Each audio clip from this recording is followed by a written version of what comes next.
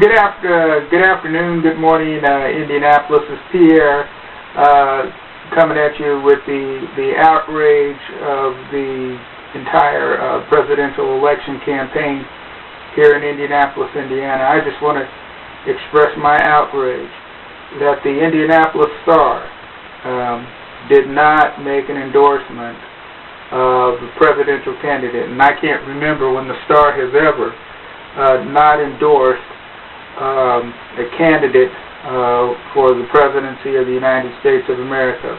And I want to get into talking about that because every last one of those bastards on the editorial board, they ought to resign. You really ought to resign because this is journalistic cowardice. It is manipulation of, it's the media's attempt here in Indianapolis, Gannett's attempt to somehow not allow the state to go to John McCain. I knew that the Indianapolis Star was going to have a hard time trying to endorse John McCain for president. I knew that they were not going to make that endorsement because of Sarah Palin being on the ticket. And they would look like a bunch of fools endorsing John McCain, especially when they had 35,000 people standing across the street from him this past week when Senator Obama came back to Indianapolis for the 47th time just before he flew off to see his ailing grandmother. And so I knew they were going to have a hard time endorsing him, endorsing John McCain, but I didn't see how they were going to be able to bring themselves to endorse Barack Obama. Because, see, if they endorse Barack Obama, then that may have the effect of not only helping the Obama campaign deliver the state of Indiana for the Democrats, but it may also cause Mitch Daniels re-election problems. If you endorse Barack Obama, then that may have the effect of just having people sign up and blacken that oval for the Democrats. And so they couldn't really endorse Senator Obama because of the political consequences at the ballot box that may have for not only John McCain, but for Mitch Daniels.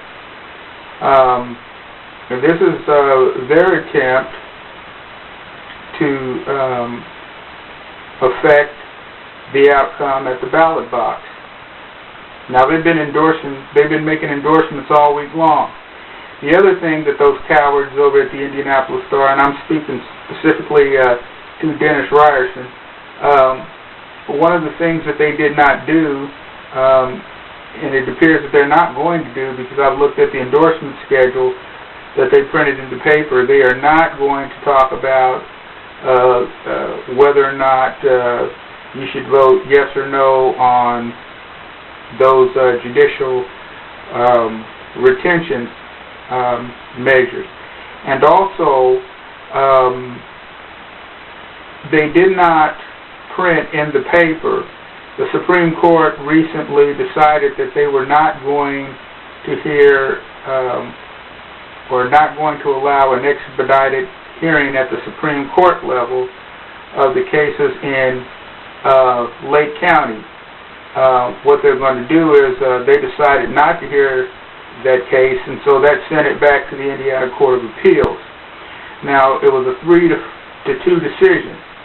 They didn't name which judges voted in the affirmative. They didn't name which judges voted in the negative. But this is deeply troubling. To have a newspaper who has a history of endorsing presidential candidates, and because the state is so close, nobody ever thought Barack Obama would be this close to John McCain. I certainly didn't. And now they want to punk out, so to speak, and not make an endorsement. And this is just another incident or another issue with the Indianapolis Star the way Dennis Ryerson has used that newspaper, and the powers that be have used that newspaper to affect the outcome of the ballot box here in our town and in our state and on these local elections. And if you can't make an endorsement on the presidential ticket, the most serious race of the election, then how is it that you can bring yourself to make endorsements in other races? Okay? If you can make endorsements for these other smaller races or these congressional races or what have you, then why can't you make an endorsement in the presidential race? Because you're political cowards. You're journalistic cowards, and you've been using the media. You've been using your power to shape public opinion, okay, to affect the outcome of our ballot box. And quite frankly, I think you've done some other heinous things over at the Indianapolis Star. And I just want to ask the question, because I believe the question needs to be asked, and Gannett needs to answer it. You know, you really need to answer it. And I'm wondering, over the last 2 years, I've watched Caroline Mays be promoted in that newspaper at certain opportunistic times, you know, and I just wonder, and it's my question to the Indianapolis Star and Gannett, did William G. Mays pay Dennis Ryerson to endorse or promote Caroline Mays for that last congressional race? And these questions are not going to go away, okay? They're not going to go away. They're going to get more intense, okay? Because I've watched the news over the last 2 years of the way the Indianapolis Star has worked with her, and it's just a question that I've had and that I've wanted to ask. And so I'm including it with this commentary about the Star not making an endorsement. And the Obama campaign ought to make ought to raise some questions. And quite frankly, by not endorsing any presidential candidate, I believe that they've endorsed Barack Obama by default. And the Democrats in this state ought to get up off of their asses, okay, the Democratic leadership, you sorry bastards. You know damn well what you've done over the last 2 years, okay, but you ought to act like the opposition for a change, Mr. Tracy, Mr. Parker. Act like some damn opposition, and take advantage of this opportunity that the Indianapolis Star has given you.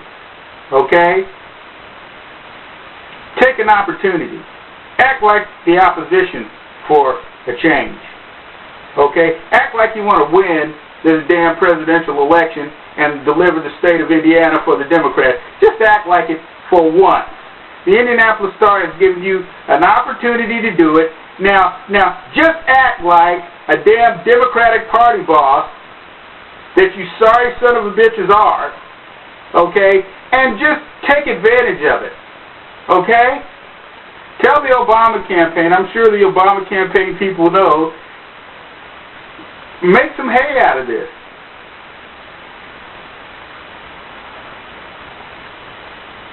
That's all I wanted to say. And Gannett, if you're watching, other news organizations around the country, journalistic cowardice is what the Indianapolis Star is all about, and they just proved my point by not making an endorsement in this presidential election.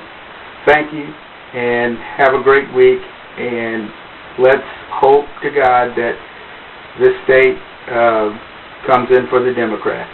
Thank you.